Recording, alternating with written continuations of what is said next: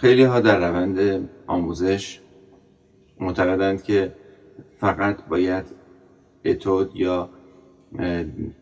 قطعات کتاب مربوطه آموزشی رو نواخت و برخی از معلمین یا مدرسین موسیقی وقتی هنرجویان از اونها میخوان یک قطعه آهنگ و عنوان تنوع به اونها آموزش داده بشه از این کار سر باز میزنند. بنده اعتقاد دیگری دارم و اینکه هدف یک نوازنده این هست که قطعات رایج و موسیقی رایج رو اجرا کنه. شاید این تفکری که کتابی زدن و کتابی بار آوردن رو در ما ایجاد کرده باعث شده یک فاصله بین موسیقی روز یا موسیقی رایج و همچنین موسیقی آموزشی ما احساس کنیم و این فاصله ممکنه یک تضادی رو ایجاد کنه و بچه ها رو دور کنه. خیلی اوقات برای هنرجویان اتفاق میفته که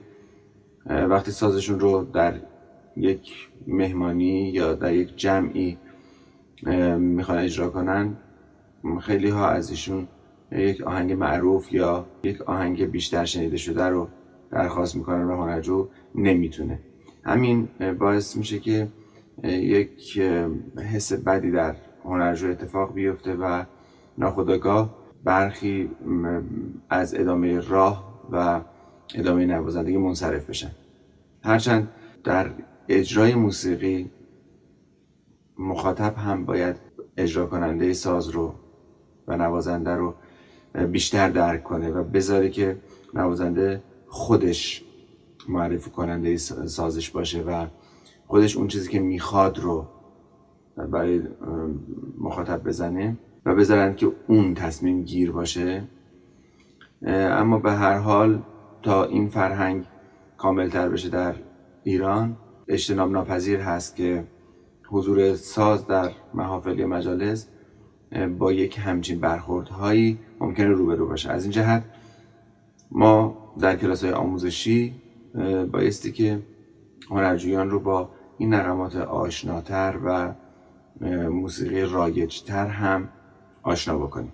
در رپرتواری که بنده تنظیم کردم برای آموزش تار و ستار که شامل 4 دوره ابتدایی، متوسط، عالی و ممتاز هست که مجموعی از کامل از قطعاتی است که به تدریج در این 4 دوره هنرجویان باید فرا بگیرن، از این گونه قطعات بسیار استفاده شده. این درس رو در وبسایت ما میتونید دانلود کنید و اگر مایل بودید طبق این دستورالعمل به پیشرفت کارتون ادامه بدید، چرا که با مطالعه خیلی زیاد روی قطعات مختلف من سعی کردم اونها رو به ترتیب سادگی به سختی و همچنین مد نظر قرار دادن چندین و چند المان که در آموزش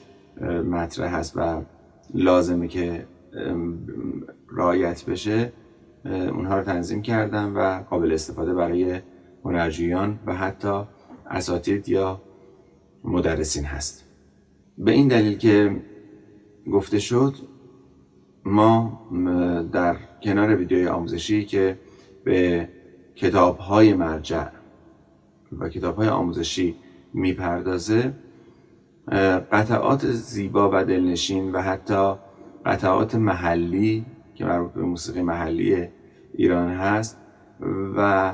همچنین قطعاتی که مربوط به موسیقی ملل هست یا موسیقی جهانی، اونها رو هم برای ستار آموزش خواهیم داد که تنوعی در لابلای کارهای آموزشی ایجاد بشه. به همین دلیل در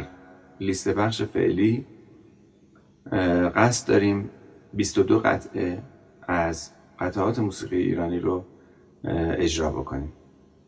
این قطعات شامل رقص چوبی، رشید خان، بارون بارون، دختر بوی رحمدی، به زندان، گل پامچال،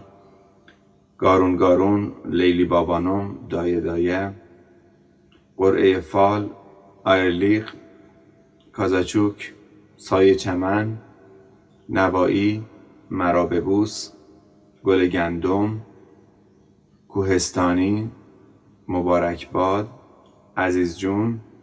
درنجان، سگودار و جان مریم خواهد بود. اسم این مجموعه رو 22 قطعه محلی و قدیمی میگذاریم.